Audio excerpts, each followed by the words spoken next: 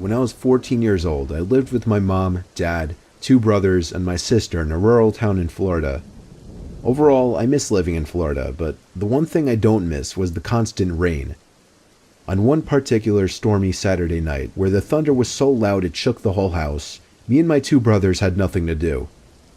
My sister was out at a friend's house. Me and my 2 brothers decided to play some video games to pass the time. It was only 8 o'clock after all. I remember we were playing some weird PS2 game where all the WWE wrestlers were driving cars and shooting at each other. I don't remember the name, but I remember the exact moment the power went out. I was about to kill my brother in the game when the room went completely dark and the sound of something popping from outside echoed into the room.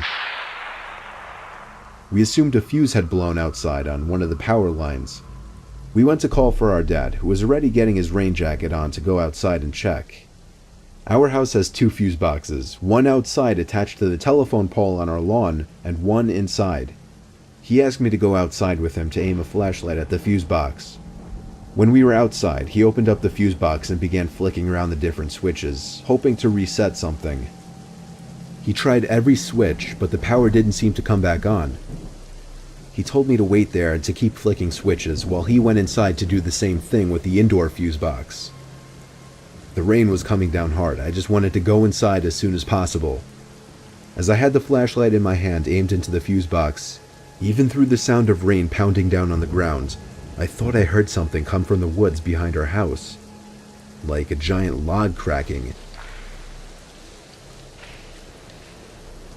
I aimed the flashlight into the woods, and for maybe half a second, I thought I saw an arm reaching around from behind a tree. But as soon as the light exposed it, the arm pulled away behind the tree. I shut the fuse box, ran up the front patio, and into the house. I ran to my dad, who was tampering with the switches inside the fuse box in the closet.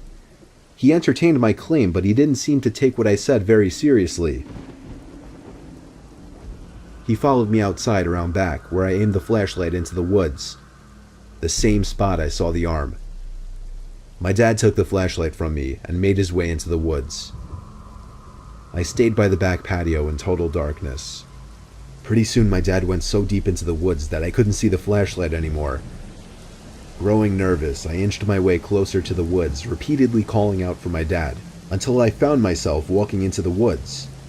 It was hard to even hear myself think over the sound of rain pouring down on the leaves above, but I did suddenly hear footsteps not too far away.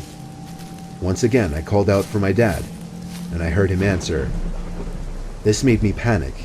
Why, you may be wondering? Because my dad's voice came from a completely different direction than the footsteps. I ran in the direction of my dad's voice and eventually found him walking back to the house. Out of breath, I barely managed to tell him about the footsteps over in the other direction. He told me to go back inside and he'll continue to look around, and so I went inside and locked the door. Me, my brothers, and my mom all waited by the back door, expecting to see him come out of the woods any second. Eventually, we heard someone at the front door trying to open the locked door. I went over, expecting it to be my dad, but my mom stopped me and looked through the peephole. Then she screamed. She ushered me away from the door and told all of us to go upstairs, and at that same moment, my dad came back into the house through the back door. I didn't see the rest of what happened, but I heard my dad yelling at someone outside.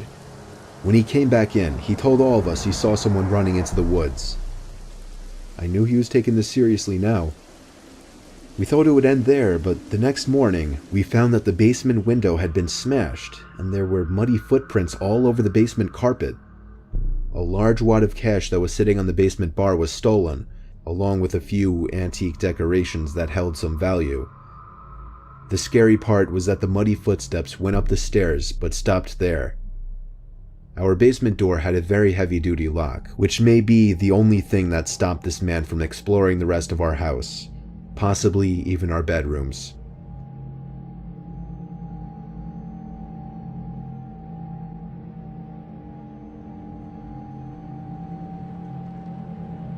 It's been a pretty rough couple of nights over here in Midwest. Flood warnings are replaced with thunderstorm watches. Thunderstorm watches are followed up by tornado warnings, and even sirens add a nice touch to this surreal nightly experience. I used to enjoy a good thunderstorm. You get yourself comfortable on a couch, grab an extra pillow with a blanket, cuddle up, and enjoy the show of grace and might. Lightning bolts ripping through the sky, illuminating clouds, houses, and tree lines, the sound wave coming with a tad of delay, shaking the window frames and sending a strange tingle through your body. Nature is a powerful force, and it was majestic to see it in action. Until tonight.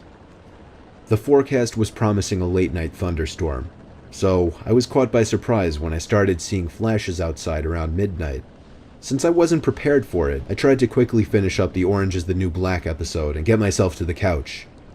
When I got my headphones off, I realized why the flashes seemed so odd at first. There was no sound to follow them. I mean, if the lightning is in the clouds or pretty far away, then yeah, I guess the sound could be missing. But the flashes seemed so close. I decided to check out the sky of the kitchen window. There's a pair of large glass panels that give you a good wide-angle view to the outside. To keep my eyes adjusted to the darkness, I stayed away from flipping the switches on and traveled through the house relying on my memory. The moonless darkness of outside gives you that eerie feeling, even if you are inside of the safe walls of your house. But those are just the feelings, nothing else. If it wasn't for the glass, the pitch-black darkness of both sides made me feel like the safe walls surrounding me no longer exist, and that feel of safety was slowly crawling away. But the walls did shatter when I glanced up high into the sky, and my eyes met the twinkly stars staring back at me. There were no clouds. There was no thunderstorm with lightning. No, there wasn't. But the next flash, right from the other side of the window pane, did reveal that there was someone 5 feet away from me, and nothing but a thin glass sheet was separating us apart.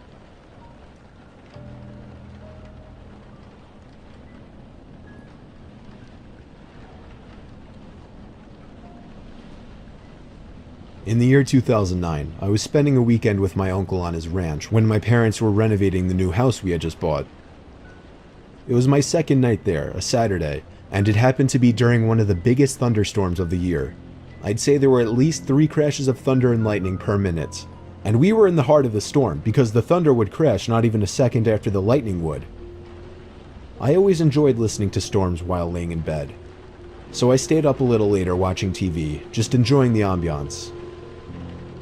After the movie I was watching finally ended, I turned off the TV and tried to fall asleep.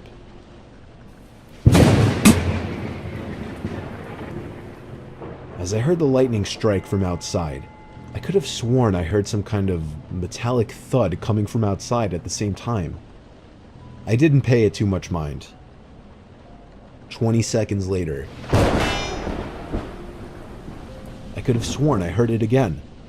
A very distinct metallic thud coming from outside to match the timing of the lightning.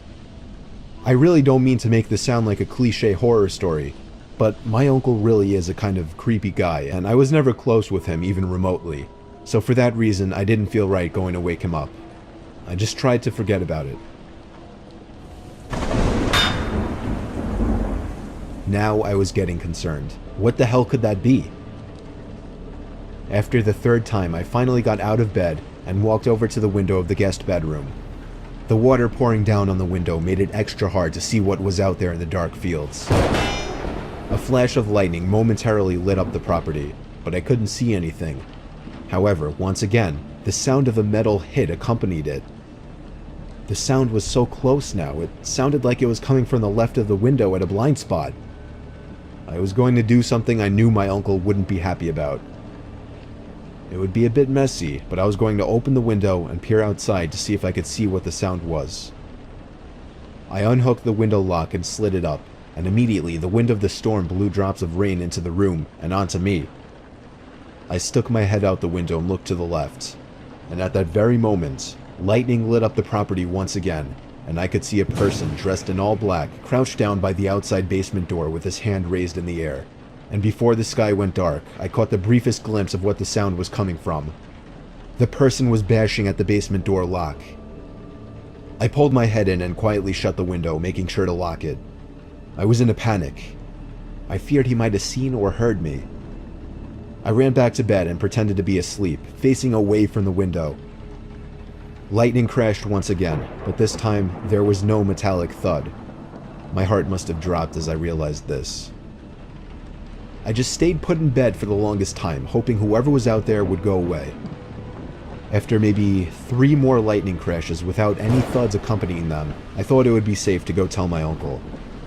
I turned to face the window and screamed. There was a figure, clear as day, standing at the window, looking in at me. I screamed as loud as I could and ran straight to my uncle's room. He went outside with his hunting rifle with nothing on but his pajamas, not even socks. He ran around the entire property yelling like a madman, but didn't find anyone. The next morning, we were able to better see the marks on the basement door lock. It was almost bashed open. Maybe 3 or 4 more good hits would have done it, according to my uncle. He was proud of me for picking up on it. Luckily, I was out of there that same day. My uncle hasn't told us of any incidents since, so I think he's been okay. Not that we talked to him much at all. I'm grateful I stayed up a little later that night watching that movie, because I may have just stopped a robbery, or possibly much worse.